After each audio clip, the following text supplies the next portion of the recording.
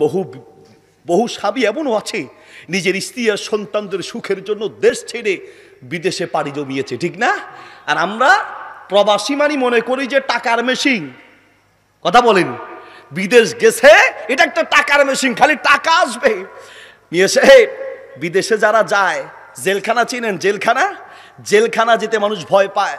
জেলখানার চেয়ে কয়েক গুণ আরো বেশি কঠিন জায়গা হচ্ছে ওই প্রবাস, ওই বিদেশ, ঠিক কিনা?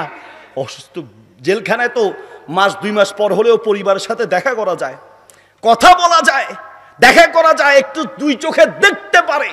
কিন্তু বিদেশে এমন একটা জায়গা 2-1 মাসে দেখার কোনো সুযোগ আছে? আহা, নিজে অসুস্থ হলে নিজের চিকিৎসা নিজেকে করতে হয়। কথা বলেন, কেউ এসে মাথায় পানি দিবে সেই লোকটাকে খুঁজে পাওয়া যায় না। আর আপনারা তাদেরকে টাকার মেশিন মনে করেন।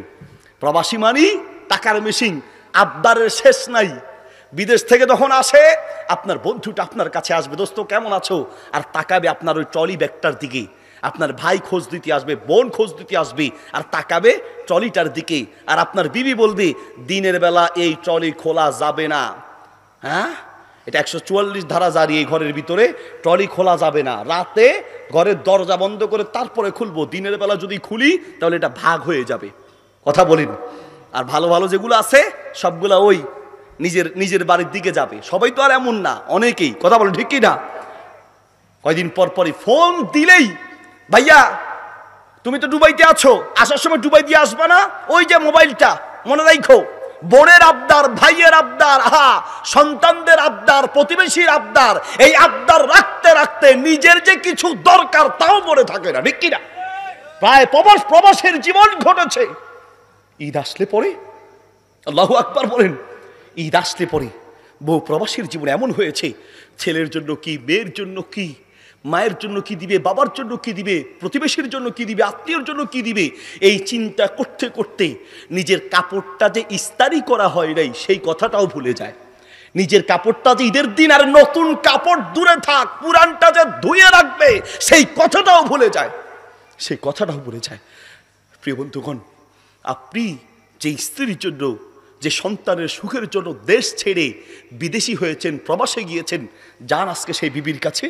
বিবি, আমি যখন দুনিয়ার থেকে বিদায় হব, আবার কবরের পাশে, কবরের ভিতরে সারা জীবন তো আমি ওই কবরে একা থাকব। বিবি, একটা মাত্র রাত তোমার কাছে আবদার, প্রথম রাতটা আমার সাথে আমার কবরে থেকো, আমি ভয় পাবো। থাকবে? কলিজার টুকরা ছেলে, একটা মাত্র রাত আমার সাথে আমার কবরে থেকো। কলিজার টুকরা মেয়ে, একটা মাত্র রাত আমার সাথে আমার কবরে থেকো। আরে আপনার মৃত্যুর পরে আপনার সন্তান স্ত্রী কবরে থাকবে, দূরে থাক, আপনি যেই জায়গায় মারা যাবেন সেই ঘরে একা থাকতে ভয় পাবে, আপনার লাশের কাছে একা থাকতে ভয় পাবে। আর কয়েক বছর চলে গেলে আপনার নামটাই ভুলে যাবে। এটাই সারা দুনিয়া, এটাই সারা দুনিয়ার রীতি। আর রীতি একমাত্র আল্লাহ ছাড়া বান্দার আপন বলতে কেউ নাই। আল্লাহু আকবার। কে আছে এমন প্রতিদিন রাতের বেলা প্রথম আসমানে এসে ডাকে, হালবি মুস্তারজিকিন ফারজুকা লাহু, ও বান্দা কি লাগবে তোমার বলো। হালমি মুস্তাগফিরিন ফাগফির আলা, বান্দা ক্ষমা লাগবে, আসো আমার কাছে ক্ষমা চাও। তুমি ক্ষমা চাইতে দেরি হবে, আমি ক্ষমা করতে দেরি হবে না। পৃথিবীর মানুষের কাছে ক্ষমা চাইলে ক্ষমা পাওয়া যায় না। আজকে ক্ষমা করবে তো 10 বছর পরে হলেও খোঁটা দিবে।